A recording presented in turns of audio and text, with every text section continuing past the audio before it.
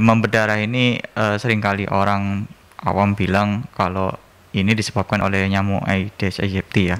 Tapi itu benar, tapi ada yang lebih tepat lagi ya. Karena demam berdarah itu ada spektrumnya. Jadi ada yang satu tidak bergejala, mirip seperti COVID. Yang kedua bisa bergejala tapi ringan gitu ya. Nanti ada juga yang bergejala tapi berat pada derajatnya gitu. 96 FM Merkuri, sahabat, dan selamat siang. Kita ketemu lagi di perjalanan Rumah Sehat Surabaya yang seperti biasa hadir menemani Anda di hari Rabu pukul 11 hingga 12 siang dengan narasumber yang berbeda, karena tiap minggunya kita menghadirkan tema-tema yang berbeda untuk kita bisa sharekan agar masyarakat bisa teredukasi dengan baik seputar kesehatan, sahabat. Dan perjalanan Rumah Sehat Surabaya ini merupakan hasil kerjasama dengan Ikatan Dokter Indonesia Cabang Kota Surabaya yang menghadirkan para pakar, para ahli untuk bisa memberikan kita edukasi dan informasi seputar kesehatan dengan benar, tentunya di era seperti sekarang ini, sahabat. Dan sudah hadir di studio Dr. Brian Eka Rahman, spesialis penyakit dalam Vinasim, karena kita di hari ini akan membahas tema apakah demam berdarah masih berbahaya, sahabat ya. Dan Anda bisa bergabung bertanya bersama dengan Dr. Brian di line telepon di 562-0096 atau di WhatsApp call dan WhatsApp Messenger di 08173096. Dan sahabat, Anda juga bisa stay tune melalui streamingnya Merkuri di www.merkurifm.id atau melalui aplikasi On Airs, dan Anda bisa menyaksikan kembali perjalanan Rumah Sehat Surabaya di YouTube channelnya Merkuri di @radiomerkuri96 ya. Kita langsung bersama dengan Dr. Brian. Apa kabar, Dok? Baik. Assalamualaikum warahmatullahi wabarakatuh. Waalaikumsalam warahmatullahi wabarakatuh. Terima kasih Mbak Yanti. Nah, ini kita membahas tema yang mungkin akhir-akhir ini banyak kejadian ya, Dok ya. Di tengah cuaca seperti kota Surabaya yang pancaroba bisa dikatakan seperti itu, dan demam berdarah sepertinya tertutupi dengan pandemi ya, Dok. Ya, betul. Dan untuk bisa menyamakan persepsi terlebih dahulu, kita bertanya pada Dr. Brian, apa yang dimaksud dengan demam berdarah supaya masyarakat dan sahabat-sahabat Merkuri ini lebih paham lagi, Dok. Ya, makasih Mbak Yanti. Jadi demam berdarah ini seringkali orang awam bilang kalau ini disebabkan oleh nyamuk Aedes aegypti ya. Tapi itu benar, tapi ada yang lebih tepat lagi ya. Karena nyata demam berdarah itu penyebabnya adalah virus yang namanya virus dengue yang kebetulan memang dibawakan oleh nyamuk Aedes aegypti atau Aedes albopictus. Ya, demikian. Jadi ini memang virus ya, Dok ya. Jadi virus dengue dari nyamuk. Dan kalau kita melihat lagi demam berdarah itu ada berapa jenis sih, Dok, untuk di Indonesia sendiri, karena kita bisa dikatakan wilayah yang cukup tinggi terkena demam berdarah ya, Dok ya. Ya, betul.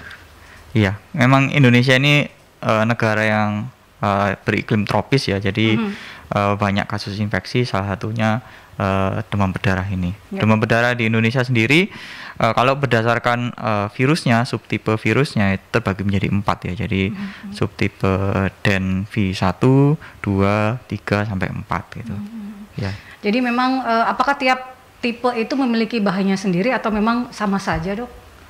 Iya, sebetulnya tidak ada beda, cuman seseorang itu bisa terinfeksi berulang oleh subtipe yang berbeda lah. Ketika terinfeksi subtipe yang berbeda itu yang gejalanya biasanya lebih berat gitu, jadi lebih ke arah situnya, cross infectionnya itu.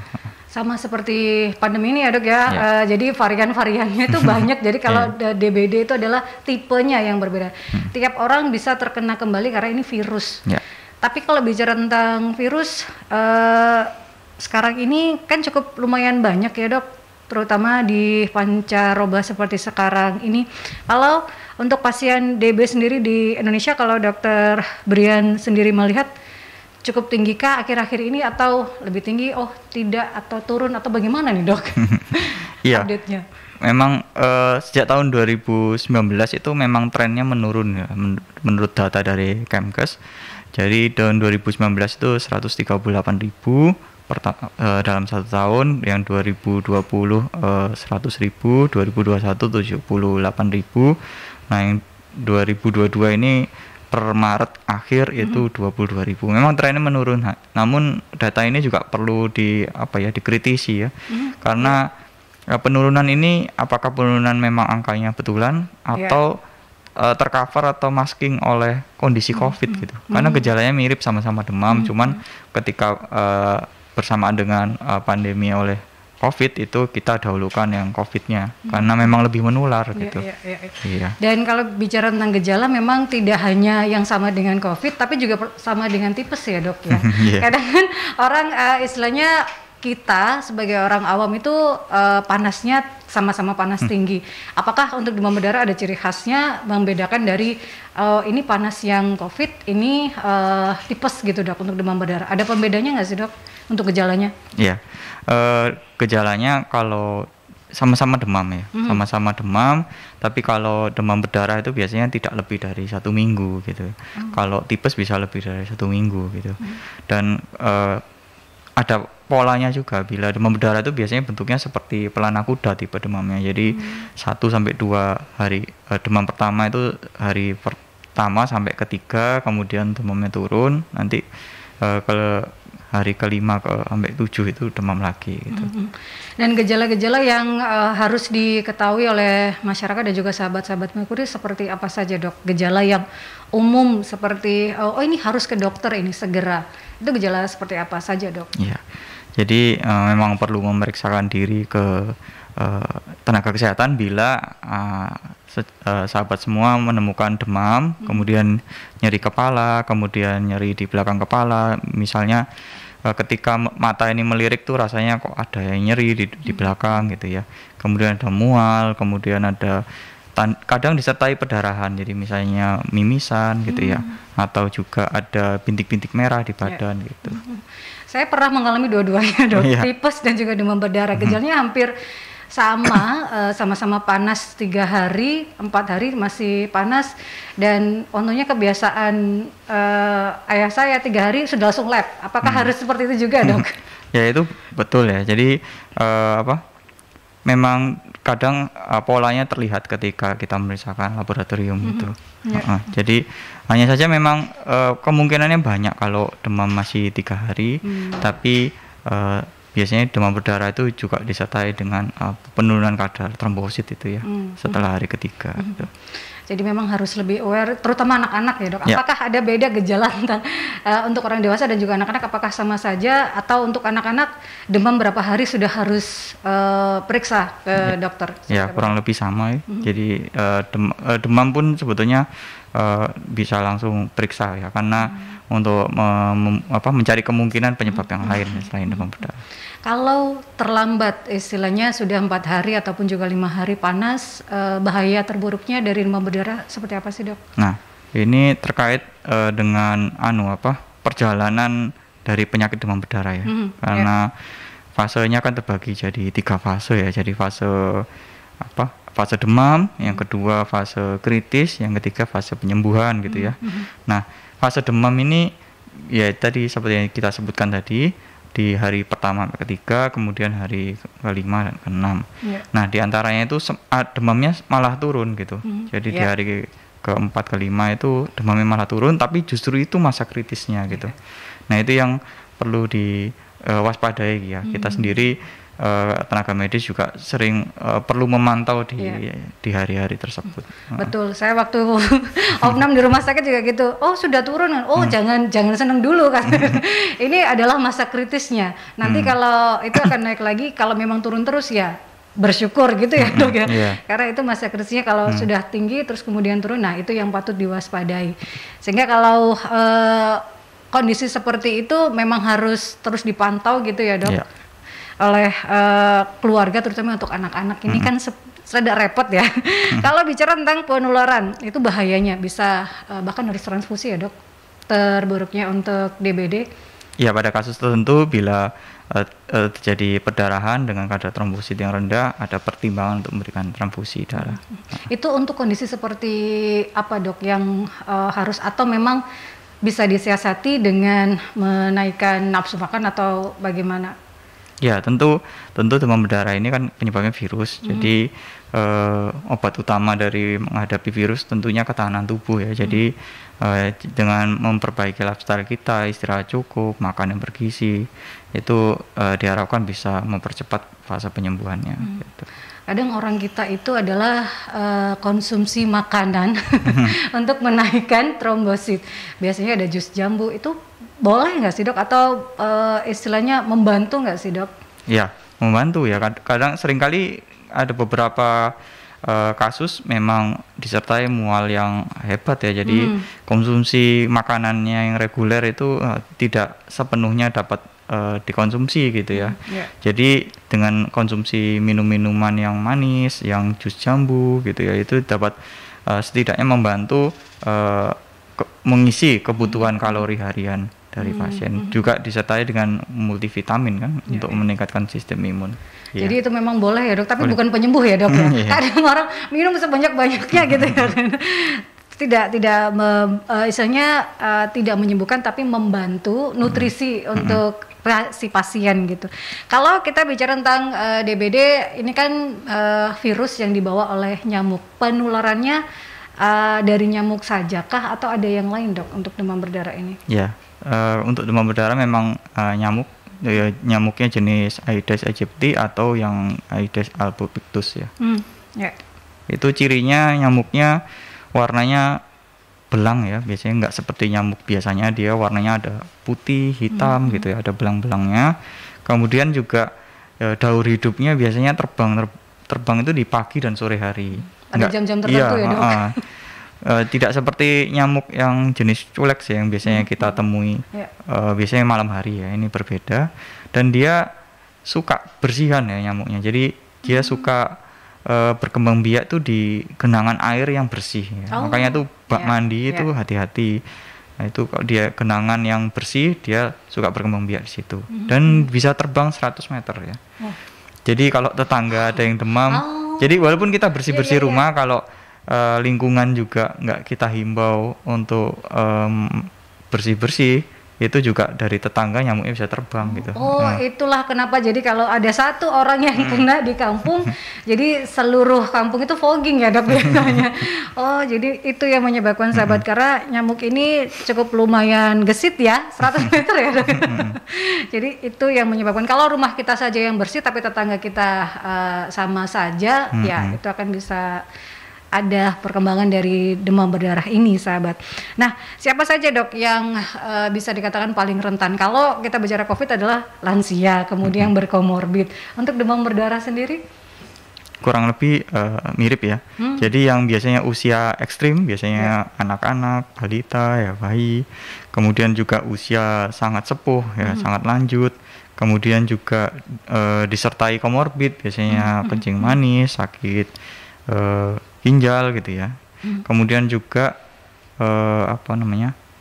kehamilan gitu. Jadi itu biasanya yang kelompok-kelompok tersebut itu kita himbau untuk rawat inap, untuk dilakukan observasi lebih ketat lagi.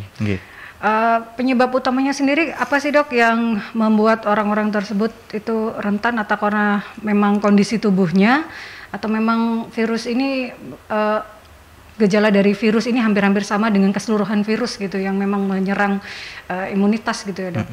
Jadi memang kalau bicara penyakit infeksi itu memang ada interaksi di 3 faktor ya. Jadi faktor tubuh sendiri, yaitu seringkali diwakili oleh sistem imun, kemudian faktor dari mikroorganismenya sendiri, ya, dalam hal ini si virus dengue-nya, kemudian juga faktor lingkungan gitu ya.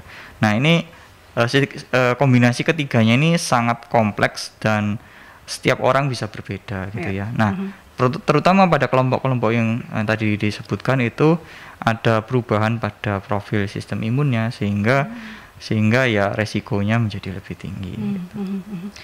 Nah, kalau tadi dokter sempat mengatakan bahwa orang bisa terkena kembali demam berdarah, itu apa bisa istilahnya dalam jangka waktu yang singkat atau berulang kembali dalam misalnya setahun gitu ya dok? Saat musim-musim tinggi-tingginya itu bisa terulang seperti itu atau bagaimana dok?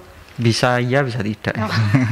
Bergantung imunitas gitu ya? Tergantung jenisnya ya. Jadi kalau terinfeksi oleh Kalau tertular sih bisa tertular lagi. Cuman biasanya relatif ringan bahkan tidak bergejala bila jenis subtipenya sama. Tapi bila berbeda itu biasanya bergejala bahkan berat gitu. Apalagi disertai tadi yang kelompok populasi yang tadi rentan tadi itu. Jadi hampir sama ya, namanya juga virus. Jadi seperti COVID-19 gitu ya Dok. Kalau kena varian berbeda juga akan bergejala. Kalau varian yang sama ya ringan saja gitu, bahkan tidak bergejala. Kita ke Mas WhatsApp dulu yang sudah masuk. Ada Ibu Nina. Tadi sempat saya tanyakan, tapi ini menanyakan kembali Dok. Dok, makanan apa yang baik untuk penderita DB? Karena kan banyak yang bilang memberikan jus jambu, kemudian angka atau kurma Cina supaya trombositnya cepat naik. Benar nggak sih Dok itu? Nah ini yang harus dulu. Iya.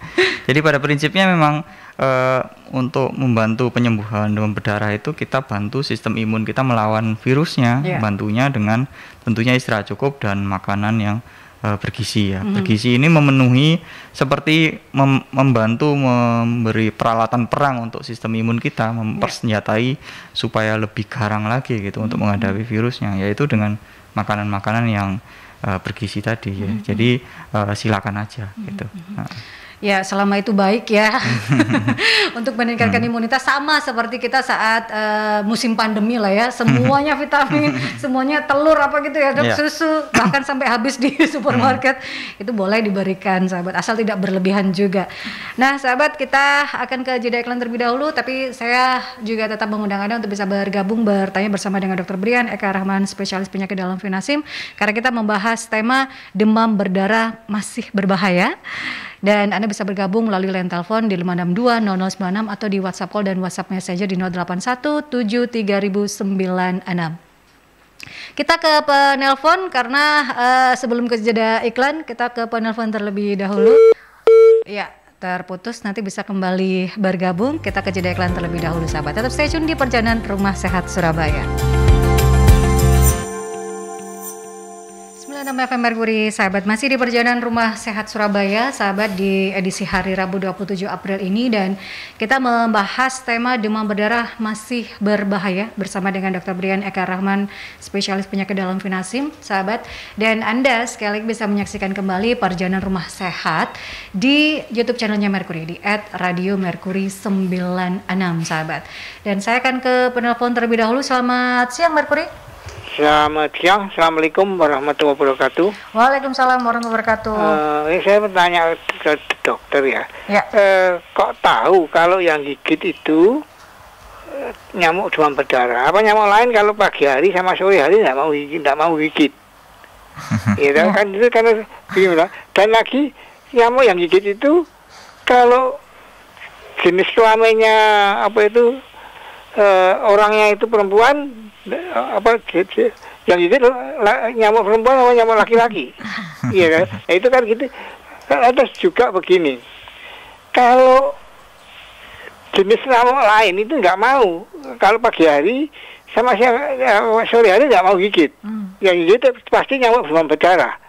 Jadi kan kadang-kadang kita yang bisa menentukan, oh ini karena sakit demam berdarah, oh ini mesti digigitnya itu pagi hari atau sore hari, kan itu kan sudah dari ketentuan laboratorium ya. Tapi kalau orang dan lagi dikasih obat apa supaya nggak digigit, atau dikasih, kadang saya dengar ada yang kita kasih tanaman, rumah kita kasih tanaman apa supaya nggak digigit. Saya lupa ya kapan itu, kasih tanaman apa yang nyamuk itu pergi, tidak mau, gitu. Kecuali kalau dikasih obat semprot nyamuk itu, gitu. Ya, dan juga yang sekarang itu kan kalau nyamuk demam berdarah itu kan pakai apa? Ada yang RT RW itu jentik itu yang apa itu, ada Mister Jentik atau apa gitu. Ya, Satgas Jentik Pak Sumarwito. Malah dapat bayaran dari Pemkab Surabaya. Ya. Terima kasih. Assalamualaikum warahmatullahi wabarakatuh. Waalaikumsalam warahmatullahi wabarakatuh. Ya, dan ini pertanyaan dari Pak Sumarwito, Dok. Memang bisa tahu ya kalau nyamuk itu yang gigit adalah nyamuk demam berdarah, Dok. Kemudian karena kan menurut Pak Sumarwito yang bisa menentukan ini terkena demam berdarah adalah dari pemeriksaan laboratorium gitu, Dok. Ya. Dan juga terkait dengan tanaman, apakah istilahnya yang bisa membunuh nyamuk itu biasanya masyarakat adalah kayak fogging gitu kalau sudah ada yang terkena, atau bisa juga dengan pencegahan yang dilakukan, menanam lavender mungkin seperti itu. Apakah itu cukup, Dok? Menurut Pak Sumarwito? Ya, terima kasih Mbak Yanti dan Pak Sumarwito ya. Jadi saya jelaskan lagi dari awal ya, biar kita dapat gambaran besarnya. Jadi virusnya ini kan memang dibawa oleh nyamuk Aedes aegypti ya. Tipikalnya tadi sudah saya sebutkan, dia biasanya memang terbangnya pagi dan sore hari Pak. Gitu. Memang karakternya gitu. Jadi kayak ibaratnya kita ya punya selera gitu loh Pak. Jadi kebetulan nyamuk ini seleranya memang pagi dan sore gitu. Walaupun tidak gitu ya, walaupun tidak menutup kemungkinan juga kadang dia juga terbang malam gitu. Jadi Bapak bisa lihat ketika dia, kalau kebetulan lagi hinggap di tangan kita, terus lagi menghisap atau menghisap darah kita bisa lihat gitu. Jadi nyamuknya itu biasanya memang ada kayak zebra gitu Pak. Jadi hitam ada putih-putihnya gitu, garis-garis putih mau bercak-bercak putih. Sedangkan kalau nyamuk yang malam yang culex itu hitam penuh, nggak ada putih-putihnya itu. Itu tanda pertama. Kemudian ini memang agak expert ya mengenai ini jantan dan betina. Sebenarnya enggak perlu. Saya cuma ngasih info tambahan saja. Sebetulnya kalau ahli nyamuk kita bisa lihat kalau sungutnya itu yang lebar apa yang kecil, itu kita bisa menduga ini jantan atau betina. Tapi enggak peduli itu sih Pak. Jadi saya cuma membantu menginformasikan kalau memang pas digigit nyamuk itu berhati-hati gitu ya. Kemudian memang ketika digigit pun belum tentu sakit Pak. Belum tentu sakit. Jadi itu karena dia bisa aja dia jantan atau betina. Kalaupun betina belum tentu dia membawa virus. Pas apesnya dia lagi nggak ada tumpangan virus dengue-nya, ya berarti kita tidak sakit. Kalaupun ada virusnya juga belum tentu Pak. Jadi demam berdarah itu ada spektrumnya. Jadi ada yang satu tidak bergejala, mirip seperti COVID. Yang kedua bisa bergejala tapi ringan gitu ya. Nanti ada juga yang bergejala tapi berat, ada derajatnya gitu. Jadi memang macam-macam gitu ya. Makanya nanti waktu periksa ke dokter biasanya memang dikonfirmasi dengan pemeriksaan laboratorium gitu ya, untuk mengonfirmasi gitu. Terutama kalau ada gejala. Demikian. Kemudian pencegahannya tadi ya. Memang ini seperti yang digalakkan pemerintah Pak. Bapak Sumarwito sampaikan tuh betul ya. Jadi memang ada digalakkan pemerintah pencegahannya itu 3M plus ya. Yaitu menguras bak mandi kita, kemudian menutup kontainer-kontainer air kita. Misalnya Bapak punya tandon tuh jangan sampai terbuka Pak, ditutup semua ya. Kemudian kalau perlu kalau nggak perlu amat untuk nyimpen air tidak usah, tapi kalau memang perlu harus ditutup gitu ya. Kemudian yang ketiga mendaur ulang. Jadi kalau punya barang-barang yang tidak terpakai mungkin sebaiknya didaur ulang atau dibuang gitu ya.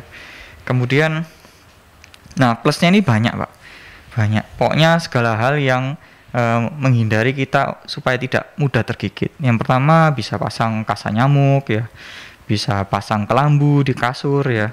Kemudian di kamar juga bisa pakai semprot ya buat nyamuk gitu ya. Kemudian Bapak juga bisa ngecek Pak keliling di rumah dan sekeliling rumah mana yang sekiranya ada genangan ya. Jadi kayak sweeping gitu Pak. Apalagi setelah hujan itu biasanya di situ ketahuannya ya. Kemudian juga tadi Bapak sampaikan dapat itu ya, obat untuk membunuh larva nyamuk ya Pak. Nah itu juga bisa ditaburkan di bak mandi ya, di kamar mandi ya. Kemudian ada itu, kalau punya baju yang sudah tidak digunakan sebaiknya langsung jangan digantung intinya. Nyamuk itu suka sama pakaian-pakaian yang digantung, apalagi yang berwarna gelap. Jadi sebaiknya dimasukkan ke tempat cucian dan ditutup. Jangan lupa ditutup itu sih.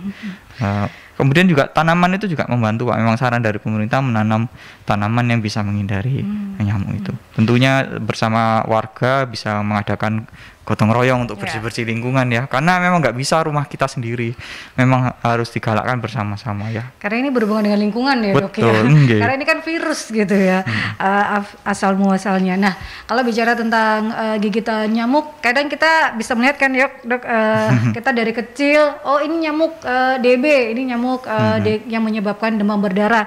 Gambarnya sudah ada di mana-mana. Jadi kalau kita digigit, wah ini kena demam berdarah ini pasti saya belum tentu juga. Tadi dijelaskan ya sahabat Merkur. Jadi ini pemahaman yang baru juga bahwa kalaupun kita digigit nyamuk belum tentu langsung kita terkena. Siapa tahu tadi Dr. Brian mengatakan bahwa nyamuk tersebut nggak bawa virus, jadi cuma menggigit saja. Kalau yang Anda digigit terus Anda terkena, yaitu apesnya karena nyamuk tersebut membawa virus gitu ya Dok ya.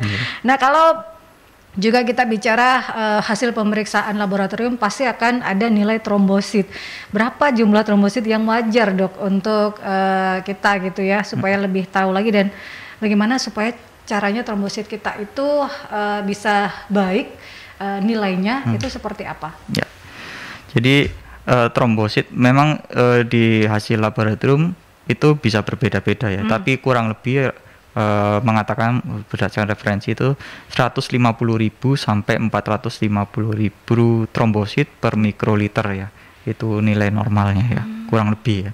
Kemudian bagaimana cara menaikkan trombosit? Nah ini alhamdulillahnya kita diciptakan tubuh yang sempurna ya, jadi oleh Allah Subhanahu Wa Taala kita sudah dibekali, jadi tubuh ini punya sistem otomatis untuk meningkatkan trombosit sendiri. Jadi kita hanya mensupport supaya proses itu berjalan lancar dan cepat gitu ya. Bagaimana caranya? Ya kita perbaiki lifestyle yang baik, misalnya tidurnya diperbaiki ya, minimal 7-8 jam per hari tanpa putus ya. Kemudian juga makanan yang bergizi dan tentunya selalu berpikiran positif. Itu sih Mbak. Itu berpikiran positif untuk semua penyakit sih Dok ya. Untuk semua penyakit berpikiran positif itu ya. Jangan stres intinya juga. Nah ini pertanyaan dari Bu Silvi. Ada 2 pertanyaan. Yang pertama, yang berpotensi sampai bocor plasma darah itu DB atau DBD ya Dok? Karena ini pertanyaan kedua, karena anak Bu Silvi ini pernah dinyatakan DB, bukan DBD, tapi keluar darah dari hidung. Apakah ada kemungkinan salah diagnosis awal atau memang DB dan DBD itu sama-sama berpotensi bocor plasma?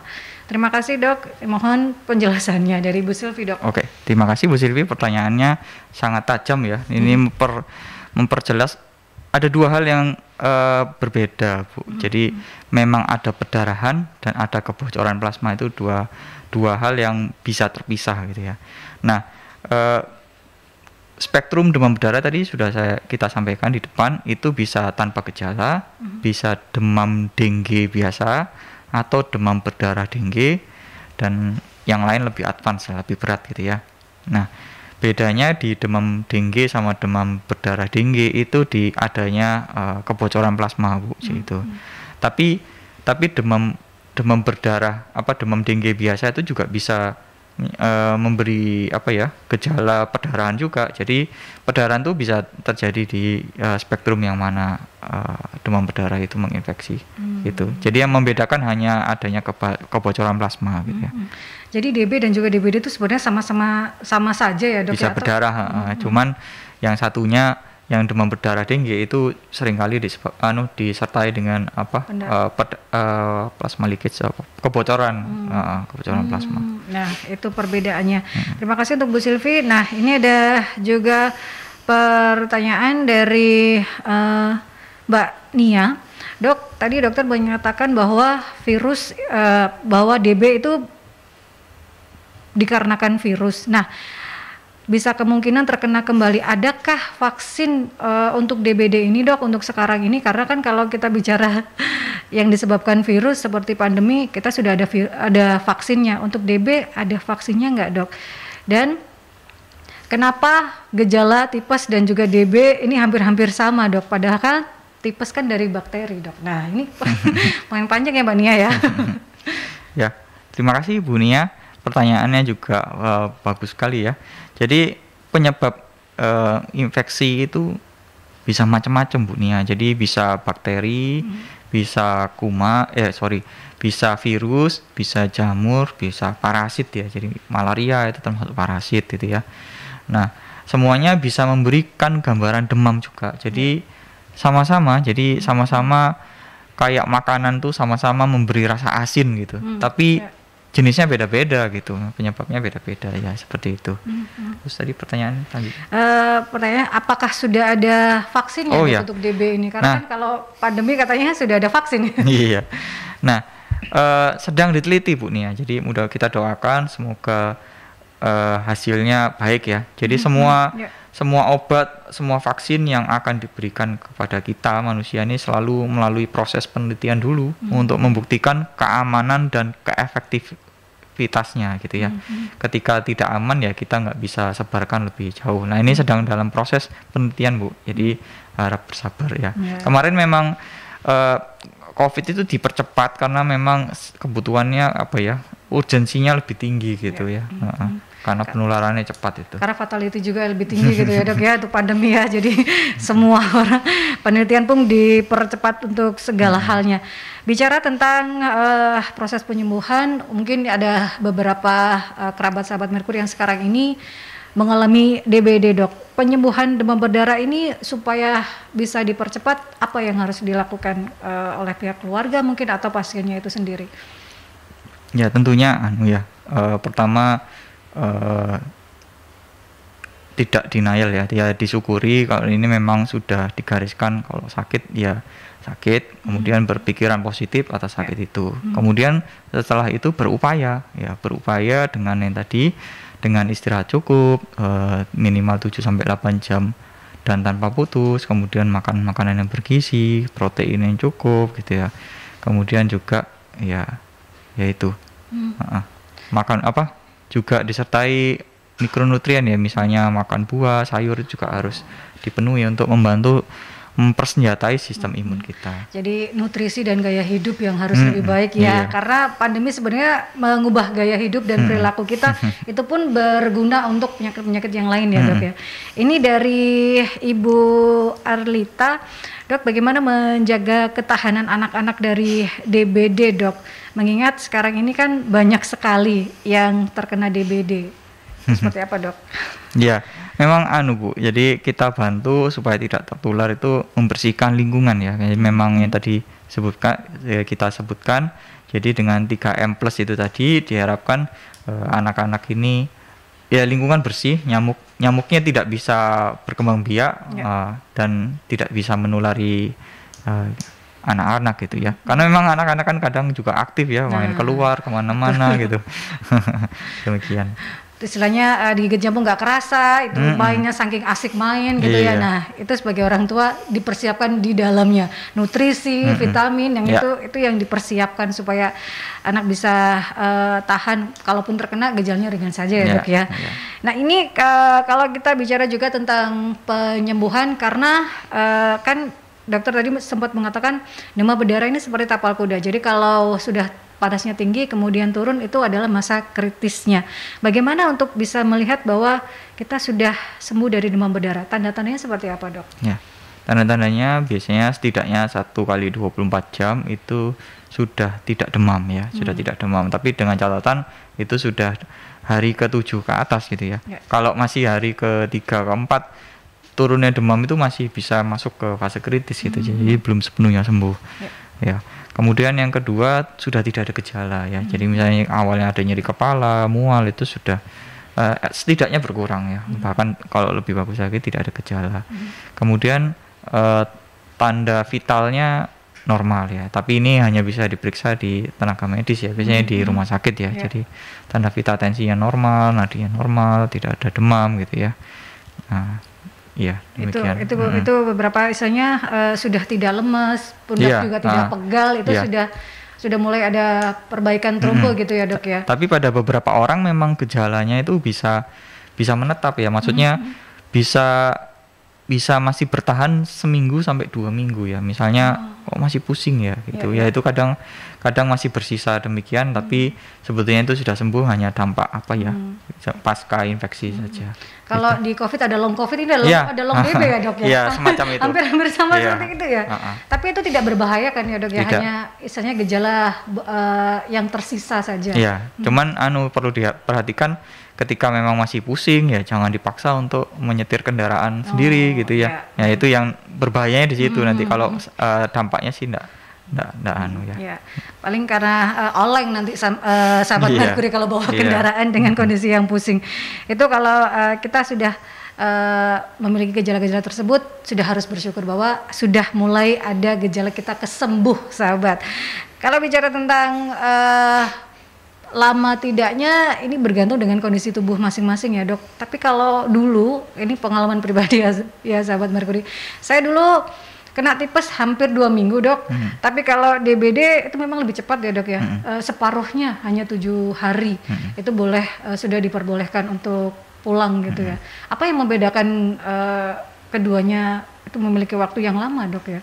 Iya, memang ya ini selera penyakitnya ini macam-macam ya. ya saya gambarkan seperti itu karena memang setiap penyakit itu punya karakteristiknya sendiri-sendiri. Bahkan jenisnya juga, misalnya kalau virus itu karakteristiknya bagaimana, bakteri bagaimana, jamur bagaimana, parasit bagaimana, punya karakteristiknya sendiri. Dan di dalam itu sendiri virusnya jenis apa itu juga punya karakteristik sendiri, dan sukanya juga menginfeksi lokasi tubuh yang mana itu juga namanya apa ya, seleranya virus gitu. Jadi memang ya macam-macam memang. Jadi itulah uniknya ya dari sebuah penyakit ini. Itu juga uniknya kenapa pandemi belum juga berakhir ya dok ya. Seperti itu sahabat. Jadi yang terpenting adalah jaga imunitas dan juga jaga kondisi psikis kita ya, kewarasan supaya kita tetap bisa sehat. Tapi kadang semuanya sudah dijaga dok, tapi ya kok tetap terkena ya dok. Apa yang biasanya menyebabkan, apakah kondisi lingkungan, kemudian kondisi tubuh, padahal kita sudah menjaganya dok. Sama seperti kita sudah menjaga dari COVID, tapi kita tetap terkena juga. Memang kembali lagi karakteristik dari virusnya itu ya. Dan sahabat, kita akan kembali ke jeda iklan karena masih ada beberapa iklan yang harus kita siarkan untuk Anda, dan tetap stay tune di Perjalanan Rumah Sehat Surabaya dengan tema demam berdarah masih berbahaya. Dan saya ingatkan kepada Anda bahwa Perjalanan Rumah Sehat Surabaya ini bisa Anda dengarkan kembali, bisa Anda saksikan kembali di YouTube channelnya Merkuri di @radiomerkuri96. 96 FM Merkuri sahabat, dan sudah tidak banyak lagi waktu di Perjalanan Rumah Sehat Surabaya ini sahabat. Tapi ini ada satu pertanyaan dari Bu Anita yang masuk di WhatsApp Messenger-nya Merkuri. Bu Anita menanyakan apa yang harus dilakukan untuk pemulihan pasca DB, karena pasca DB kondisi masih lemah sekali dan nafsu makan juga berkurang. Ini sempat tadi istilahnya dibahas sedikit oleh Dr. Brian, sahabat, berkaitan dengan kadang 2 minggu masih pusing gitu ya dok. Nah ini ditanyakan juga oleh Bu Anita, masih lemas, masih kurang nafsu makan juga, apa yang harus dilakukan dok? Ya, terima kasih. Terima kasih atas pertanyaan Bu. Jadi memang ini pada beberapa orang memang memberi ada gejala sisa gitu ya. Ibaratnya kalau COVID itu long COVID ya. Ini juga demam berdarah. Nah cuman juga perlu diperhatikan ini apakah penuhnya gejala sisa atau ternyata juga ada infeksi yang lain gitu. Itu juga perlu dikonsultasikan dengan dokter ya. Jadi memang nggak bisa dipukul rata semua. Jadi monggo dikonsultasikan kepada dokter. Ya jadi kalau memang ada infeksi yang lain, nah itu yang perlu diobati. Kadang kalau murni demam berdarah berarti itu hanya dampak sisanya gitu ya. Tetap lakukan yang tadi gaya hidup yang baik ya, jadi istirahat cukup, makanan bergizi, dan berpikiran positif. Gitu. Jadi meskipun sudah istilahnya pulih dari DB, jangan sehari 2 hari langsung beraktivitas, langsung digaspol gitu ya dok ya.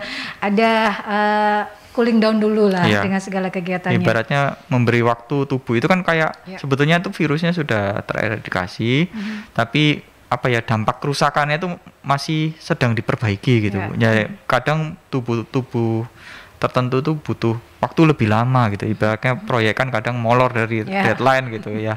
Seperti itu Bu. Semoga menjawab Bu. Nah sahabat, sudah tinggal beberapa menit lagi ya. Jadi kita akan bertanya kepada Dr. Brian berkaitan dengan tips sehat untuk mencegah demam berdarah, berkaitan dengan tema kita demam berdarah masih berbahaya. Itu seperti apa, Dok? Tips yang bisa diberikan untuk sahabat-sahabat Mercury dan juga untuk yang menyaksikan melalui YouTube channelnya Mercury juga, ini apa yang bisa dilakukan supaya mencegah demam berdarah, Dok? Ya, makasih Mbak Yanti. Jadi kita recap lagi tadi, supaya tidak tertular, kita lakukan yang seperti dianjurkan oleh pemerintah, yaitu 3M plus ya. Jadi menguras, kemudian menutup, kemudian juga mendaur ulang, dan hal-hal lain seperti memasang kasa nyamuk ya, kemudian kelambu ya, pakai lotion nyamuk bahkan gitu. Demikian. Kemudian juga ketika akhirnya terbukti terinfeksi demam berdarah, ya tentu ya diterima ya kondisi tersebut, berpikiran positif, kemudian berusaha ya dengan istirahat cukup, makanan yang bergizi ya, kurangi soda dan minuman yang tinggi karbonasi gitu. Iya, iya. Dan kalau memang sudah sakit, memang Anda diberikan waktu untuk beristirahat, sahabat ya. Tubuh harus cooling down terlebih dahulu. Nah, itu waktunya Anda untuk merecharge kembali. Ya, disyukuri saja, tapi tetap istilahnya bersemangat untuk tetap sembuh. Jadi untuk sahabat-sahabat Mercury yang mungkin sekarang ini sedang sakit, ini waktunya Anda merecharge, istilahnya mengistirahatkan tubuh Anda supaya nantinya bisa beraktivitas kembali lebih baik lagi, sahabat. Nah, terakhir, Dok, karena kita akan libur Lebaran, tips untuk sahabat-sahabat Mercury yang akan libur Lebaran seperti apa, Dok? Ya, terima kasih. Lebaran ini kan dikatakan hari kemenangan gitu ya, setelah 1 bulan berpuasa. Tentu ada rasa kayak dendam gitu ya. Kemudian ketika rasa ini dendam, kemudian disajikan berbagai banyak makanan jenis dan jumlah yang luar biasa ya, biasanya melengkapi kebahagiaan kita. Nah, ada 2 tips yang perlu diperhatikan. Yang pertama, tentunya perhatikan jenis dan jumlah ya. Jadi jenis dari makanan itu diperhatikan, hindari atau dikurangi ya, setidaknya yang gorengan-gorengan maupun yang tinggi lemak ya. Karena makanan yang mengandung banyak lemak itu dengan berat gram yang sama dibandingkan dengan protein dan karbohidrat itu memiliki kalori lebih tinggi gitu ya. Yang kedua adalah jumlahnya ya. Kadang ada snack-snack tertentu ya, makanan-makanan lebaran, kue-kue terutama ya. 1 biji aja mungkin sekarang sudah banyak infonya di medsos ya. Berapa kalori? 1 biji aja kue itu bisa puluhan kalori gitu. Jadi tidak terasa nyemil-nyemil sambil ngobrol sama keluarga gitu ya. Jadi bisa terakumulasi, akhirnya melebihi dari kebutuhan kalori harian. Nah, itu yang bikin timbunan lemaknya di situ, melebihi threshold atau batas dari kebutuhan tubuh hari itu ya. Kemudian yang kedua, terutama bagi sahabat Mercury yang mempunyai komorbid ya, jadi kencing manis, hipertensi maupun obesitas ataupun sakit ginjal gitu ya, maka ini seyogyanya berkonsultasi lebih lanjut dengan dokter dan ahli gizi ya, untuk mengatur konsumsi makanannya, apa yang boleh dan tidak boleh. Demikian Mbak Yanti. Ya, ini karena memang di Lebaran tahun ini cukup luar biasa, ada banyak kelonggaran, boleh mudik, jadi jangan misalnya mumpung mudik semua sajian disantap habis ya. Ingat, kita juga harus membatasi segala konsumsi supaya setelah Lebaran kita tetap bisa beraktivitas, karena banyak deadline yang harus juga menunggu kita mengerjakannya, sahabat. Dan terakhir juga tentunya tetap menjalankan protokol kesehatan ya, Dok ya. Untuk yang berlebaran ini halal bihalal tanpa makan minum loh, sahabat. Itu himbauan dari pemerintah. Terima kasih sekali lagi Dr. Brian Eka Rahman, spesialis penyakit dalam Vinasim, sudah memberikan kita banyak informasi dan edukasi terkait dengan demam berdarah, sahabat, yang tentunya membuka mata kita apalagi di zaman pandemi seperti sekarang ini. Dan sekali lagi juga Anda bisa menyaksikan kembali perjalanan Rumah Sehat Surabaya di YouTube channelnya Mercury di @radiomercury96. Saya tutup perjalanan Rumah Sehat Surabaya di edisi Rabu 27 April 2022, sahabat, karena ini merupakan edisi terakhir sebelum Lebaran. Jadi ingin mengucapkan Selamat menyongsong Lebaran 2022 ini ya sahabat. Semoga kita diberikan kesehatan dan kelancaran supaya kita bisa bertemu lagi di Ramadan tahun depan. Terima kasih juga untuk Ikatan Dokter Indonesia Cabang Kota Surabaya yang menghadirkan para pakar, para ahli untuk bisa memberikan kita edukasi dan informasi seputar kesehatan. Saya Andra Lestari dan juga Dr. Brian harus undur diri. Wassalamualaikum warahmatullahi wabarakatuh. Stay safe, stay healthy, be happy sahabat.